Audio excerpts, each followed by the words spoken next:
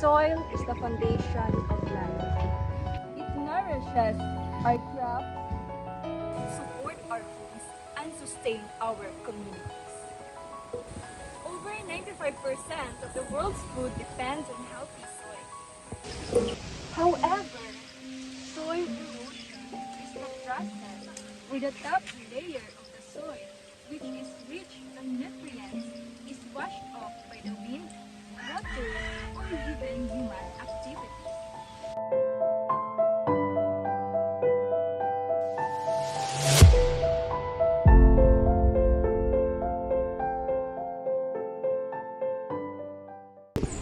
Farmers in Purok Ono, Malawmao, San Roque, Quezon, Bukidnon Face real challenges due to their farming on steep slopes and practicing monocropping.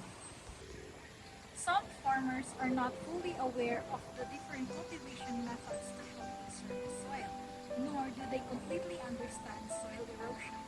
The main type of erosion affecting the area is water erosion, caused by heavy rains washing away the topsoil of these slopes. This lack of knowledge contributes to severe soil loss and even recent landslides that have harmed farms and nearby communities.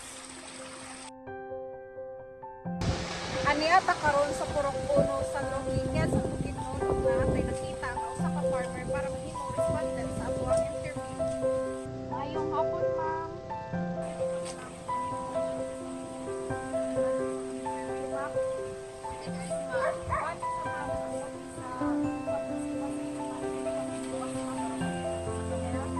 Ma'am, ang ato ang mahimong respondent sa ato ang interview about sa soil conservation nga strategy. Maayong hapon kaninyong tanan. Ako ay si Cheryl Delgado, nagpupulyo diri sa San Roque, Quezon, Bukidnon. Sa ako ka mag-uuma diri sa maong dapit. O ang akong tanong, ikupo sa katubong. O ang dapit na akong tamnan sa maong tubo is nakin sa sa landslide. O karon ganing panahon na sa ulan, sa tigang akong umanga na ito sa landslide. Kayo malantingon na usara mga pinagpuan imong kahago dili lang imong mga simot kundi financial sab naan niini malandslide lang sa maong kanang area sugod kayo no paglandungon nga usa ka mag-uuma nga magahian kung dili nana nga paglandslide. Ma'am, naa ba kay ideya nga nung nagka-landslide ang imong uma?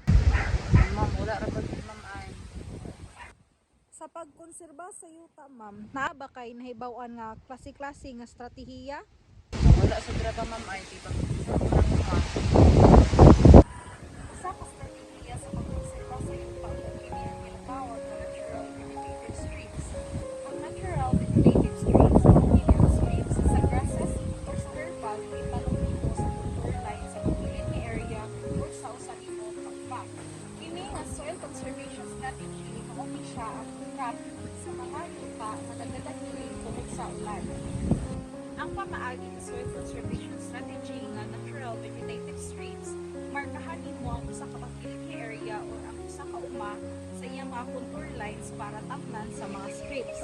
Laktawan nimo ang 30 to 50 cm nga mautuan sa imong mga strips.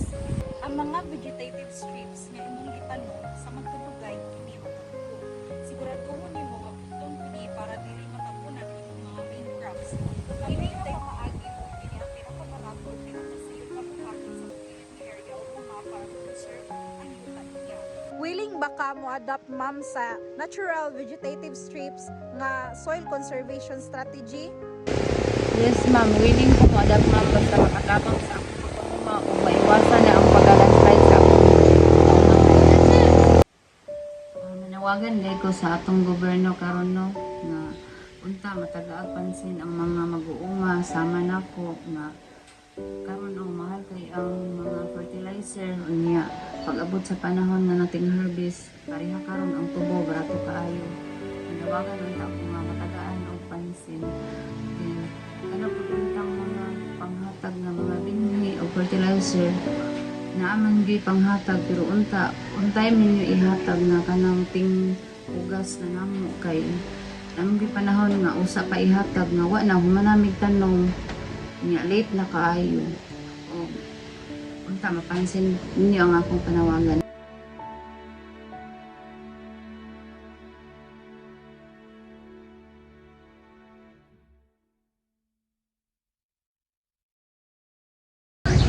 The nation that destroys its soil destroys itself.